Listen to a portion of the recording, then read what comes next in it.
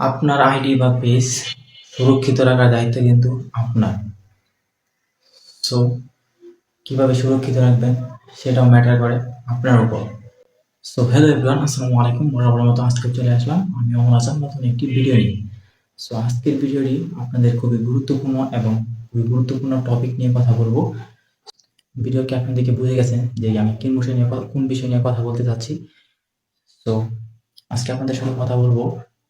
আপনারা অনেক সময় দেখতে পারবেন যে বড় বড় সেলিব্রিটিদের আইডিগুলা চাইলেও কেউ প্রোফাইল স্ক্রিনশট দিতে পারে না, কারণ তারা ওরকম একটা সেটিংস অপশন চালু করে রাখছে যার কারণে স্ক্রিনশট দেওয়া যায় না। সো আপনারাও চাইলে ওরকম সেটিংস চালু করে রাখতে পারবেন। তো আরেকটা বিষয় বলতে চাই, আপনার প্রোফাইলের মাধ্যমে কিন্তু আপনার আইডিটা একজন হ্যাক করে নিতে পারবে।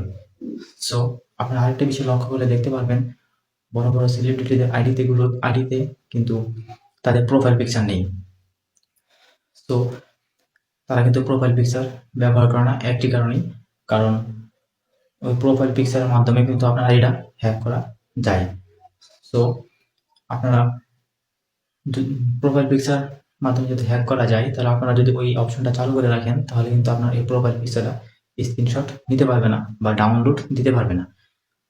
তাহলে কিন্তু আপনার আইডিটা নিরাপদ এবং সুরক্ষিত থাকবে।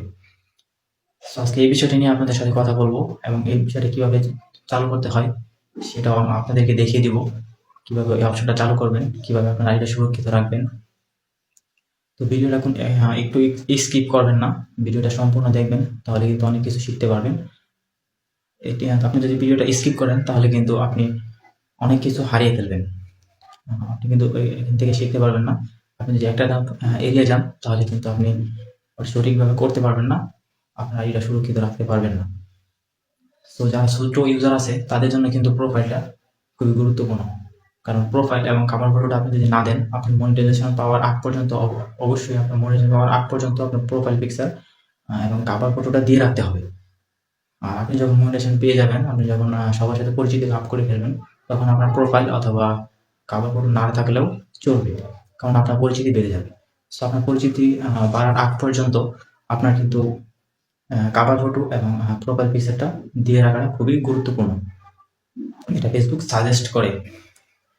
সো আপনি যখন কভার ফটোটা দিয়ে রাখবেন, তখন কিন্তু আপনার আইডি কভার ফটোটা যদি এই অপশনটা চালু করে রাখেন, তাহলে কিন্তু আপনার আইডি অনেক সুরক্ষিত থাকবে আমি মনে করি। সো অবশ্যই এই অপশনটা চালু করে রাখবেন, তাহলে কিন্তু আপনার আইডিটা কেউ স্ক্রিনশট দিতে পারবে না, তাহলে আপনার আইডিটা কেউ হ্যাক করার সম্ভাবনাটাও খুবই কমে যাবে। সো আর কথা বাড়বো না, চলে যাবো মূল ভিডিওতে।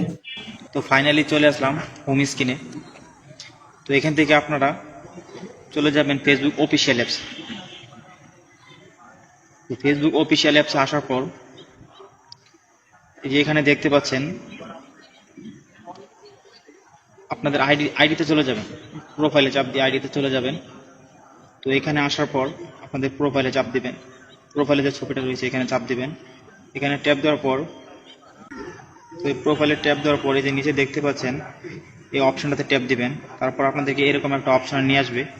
এখানে আসার পর এই যে নেক্সট যে বাটনটা দেখতে পাচ্ছেন, এখানে একটা ট্যাপ দিবেন।